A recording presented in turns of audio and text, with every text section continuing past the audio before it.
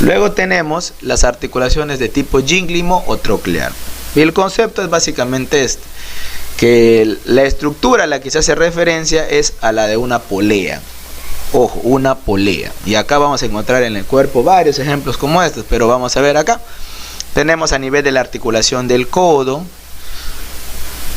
una unión, también se conoce como bisagra, este tipo de articulación. Y podemos ver acá el extremo inferior del hueso húmero que gira sobre su garganta troclear en la escotadura troclear del hueso cúbito, ¿no? Y ustedes ven acá el movimiento que hace, un movimiento de flexión y extensión constante. Entonces, este es un movimiento de tipo flexo-extensión y es un tipo de articulación troclear. Luego tenemos la articulación de tipo trocoide, en la cual las superficies del segmento ya no van a ser ni elipsis ni esferas, sino será un cilindro. Cilindro es la forma geométrica que nos va a permitir ver a esta articulación. Y al igual que las anteriores, va a tener un segmento cilíndrico convexo y una recepción cóncava para esta forma cilíndrica.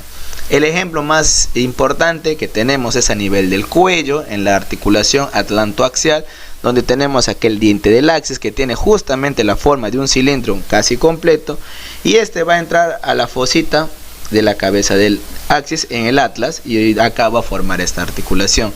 Obviamente esta articulación va a recibir un soporte adecuado que va a ser dado por ligamentos que vamos a ver más adelante. Otro ejemplo bonito tenemos la articulación radiocubital proximal, donde podemos ver cómo este giro que realiza la cabeza del radio sobre la escotadura radial del cúbito da este tipo de articulación. Luego tenemos las articulaciones planas o de tipo artrodia. Planas porque las superficies van a ser planas, no va a haber mucha magia en esto, o sea, la superficie va a ser relativamente plana, pero va a darse movimiento por los elementos articulares que este va a presentar.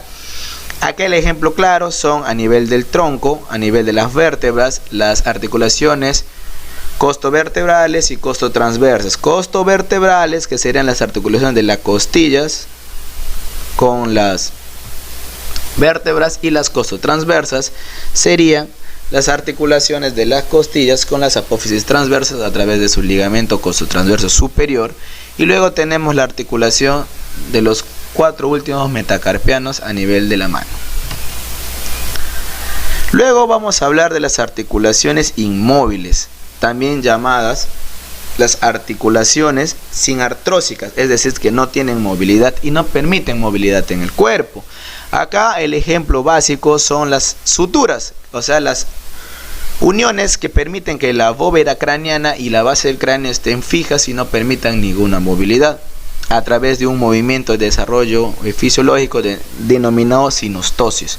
Otro ejemplo importante de las articulaciones inmóviles son las articulaciones esternocostales a nivel del tórax, que no permiten una movilidad adecuada.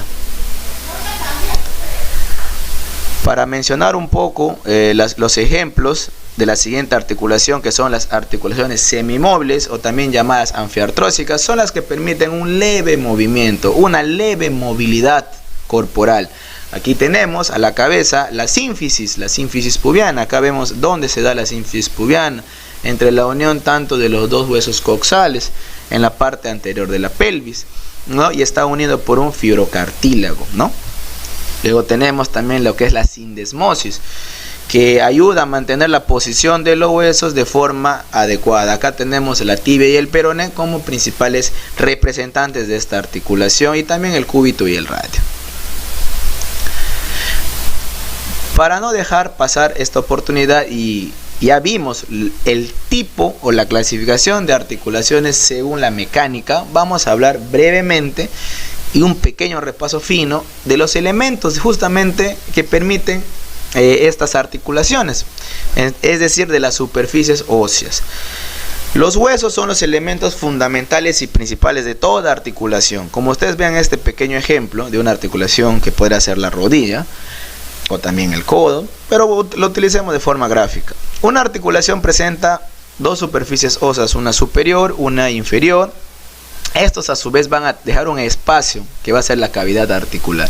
Esta cavidad articular va a estar complementada por una estructura denominada cartílago articular, que va a cubrir las superficies óseas para evitar el contacto directo entre los huesos y evitar lesiones y desgaste óseo. O sea, toda articulación tiene esta superficie articular. A su vez, en esta cavidad articular que se forma de forma virtual, va a haber líquido, un líquido que va a permitir el desplazamiento entre estas dos superficies articulares. Este líquido se va a conocer como líquido sinovial o líquido articular.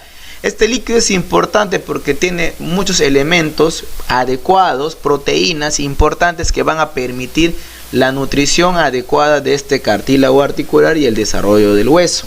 A su vez, esta cavidad articular virtual va a estar cubierta por una estructura externa gruesa denominada la membrana sinovial, lo que va a cerrar la cavidad finalmente.